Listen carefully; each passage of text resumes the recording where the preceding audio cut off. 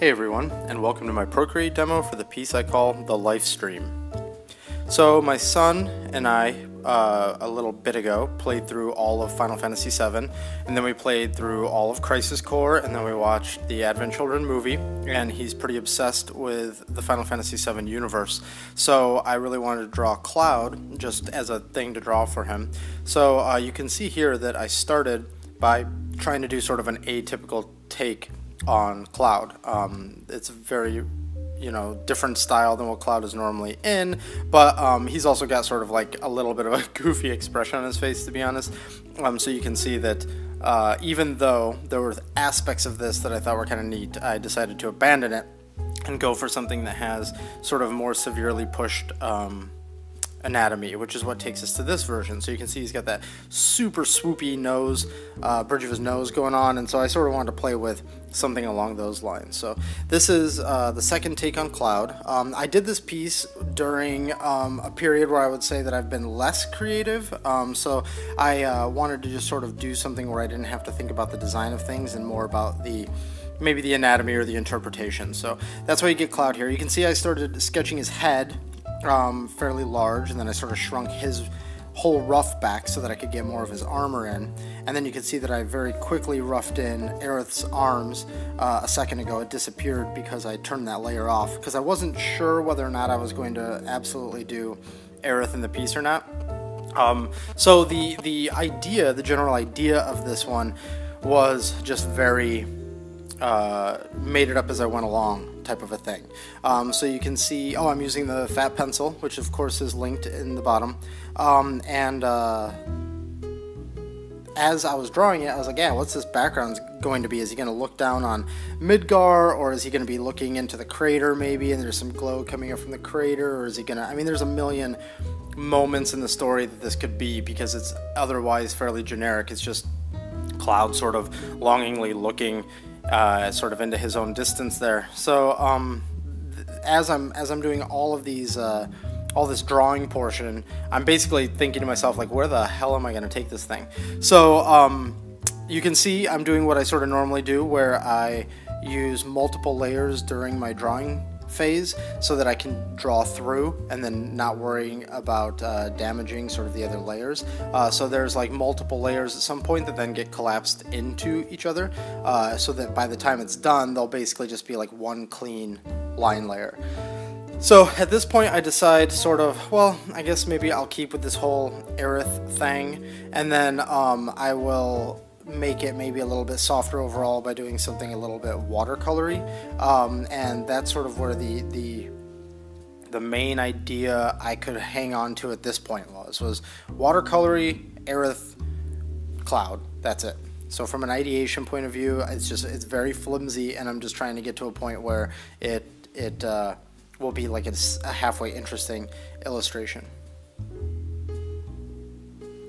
So all of this, you can see that the initial rough that I did was actually very rough, and so I just figured this is not complicated. I'll go ahead and do the final lines when and determine what things look like in the moment. So that's why like the shoulder pad didn't look too much like anything in the rough, and now it's getting put in. Also in this process, I'm going online and I'm double checking reference, so that I can really make sure that I'm getting, even though there's not a whole lot of his costume in view, I wanted to make sure that I got, a majority of what you see correct. The funny thing is, I put a lot of work into just making sure his sort of uniform, his soldier uniform, was correct.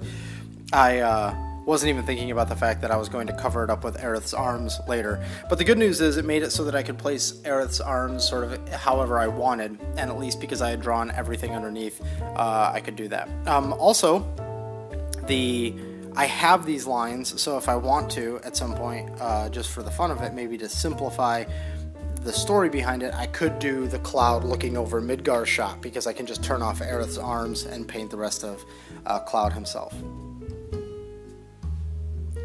So stylistically, I just sort of had some fun with this. I mentioned that I was trying to make sure that his costume was super on point, and then that strap, the distance strap, is actually reversed. It's supposed to be snapping like up instead of snapping down, which sort of pissed me off once I noticed that, but then later Aerith's arms cover it anyway, so it's not a big deal. So anyways, stylistically, this is still more or less what I normally do, with just a couple of extra little things for fun, just doodling around it. And like I said, the whole thing's done with the fat pencil, which is what I use for like just about any kind of sketching in Procreate at this point. I don't really use anything else because this one just works and it sort of fits my natural flow. So now we're putting that little, I guess, I don't know what that would be called, loop that goes on the belt to sort of hold that together, making sure it's got the appropriate amount of damage to it and the stitching to sort of match the rest of it. And then we're going to move into solving Aerith. So I did this really shitty rough of her arms sort of draped over his shoulders, like she's standing behind him, giving him some sort of moral support. And so, you know, as you can see, I start drawing in here the way the whole thing will look. But I didn't really like the way it was, so I went back to drawing sort of her whole arm in a smaller version off to the side, which is what that is right there, so that I could at least make sure some of that anatomy was at least a little bit more correct. And this is all like a fairly shitty hand because I knew a lot of it was going to get cut off and adjusted and everything, so you can see me sort of making some adjustments once it's bigger over to the side. So now I knew I was going to do this in parts. Because she has these metal bracelets on, and I wanted to make sure that those were fairly hard surfacey. So I just figured, you know, there's not a lot else going on with Aerith's arms to make her Aerith, so I'll just draw sort of like a normal chick's arms, and then I'll use some circle like ellipses techniques in order to pull off the bracelet part.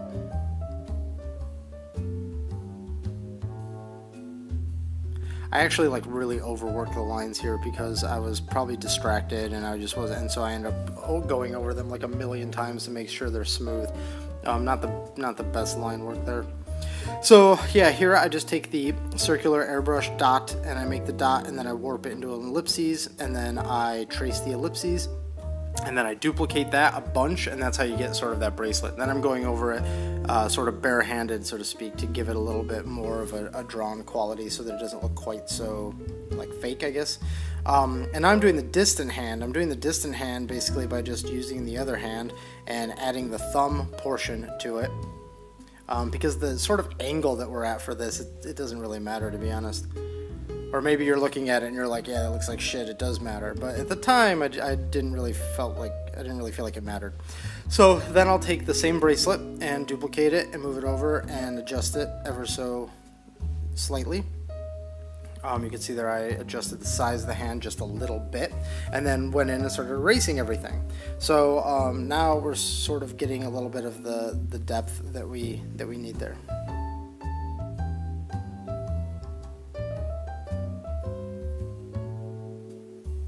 So now we go into the painting phase. So for the painting on this, I used the watercolor brush, and I used that more or less throughout the coloring phase. The only difference is that there are times where I really wanted to pack in color a little bit more densely, and I would actually switch back to the fat pencil for some of those spots, and I'll reference those. For one, the glint in his eye was all applied with that so that it would just come in really heavy and be an opaque white.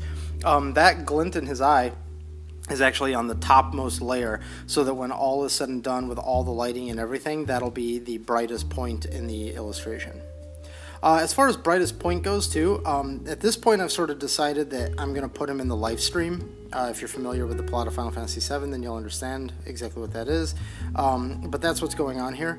So I wanted the whole thing to be dark. I knew that's where I was going with this, so it's all flatted in a fairly bright mid-tone. But see right there, you can see I dumped a few multiply layers on top of the whole thing to really tone the whole thing down. I really did want it to be dim and not have a ton of pop. The highest, like I said, the highest value on the whole thing is that glint in his eye, and it remains the highest value the entire time. You'll even see when I get to painting the Lifestream, I actually make the Lifestream much more sort of lasery and energy-y than it is in the final, and then I end up knocking it way back because I wanted to still retain some of its watercolorness, I guess you could say. So at this point, I'm going in and I'm just applying all of the local light the thing is lit sort of from the bottom left corner up towards Cloud and Aerith. So that's sort of the scheme that I'm using while I'm going through and painting all this. I painted this using the select clear, select paint method.